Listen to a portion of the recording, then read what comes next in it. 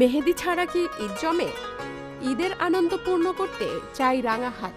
আর চাঁদ রাতের সবচেয়ে আনন্দের মুহূর্ত হলো হাতে মেহেদি রাঙানো। নতুন পোশাকের প্রস্তুতির পাশাপাশি কিশোরী, তরুণী, এমনকি ছোটরাও মেহেদির সুন্দর নকশায় হাত রাঙাতে ব্যস্ত হয়ে পড়েন। মেহেদির এই লাল নকশায় ঈদের খুশি হয় দ্বিগুণ। এক লাইন থেকে শুরু করে কবজি বা কনুই পর্যন্ত নানা নকশায় ফুটে ওঠে উৎসবের আমেজ।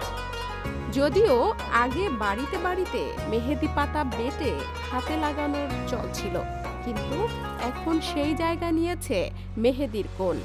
বর্তমানে অ্যারাবিক, মন্ডালা, ফুল, কলকা বা জ্যামিতিক নকশা বেশ জনপ্রিয়।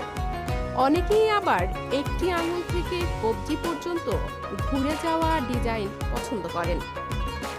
মেহেদি শিল্পী ও রূপ বিশেষজ্ঞদের মতে ইনস্ট্যান্টের চেয়ে অর্গানিক মেহেদি ব্যবহার করা সবচেয়ে ভালো। এতে রাসায়নিক কম থাকে এবং রঙও বেশি দিন স্থায়ী হয়। মেহেদি দেওয়ার আগে হাত পরিষ্কার রাখা এবং পরে লেবু চিনির সিরাপ ব্যবহার করলে রং আরও গাঢ় হয়।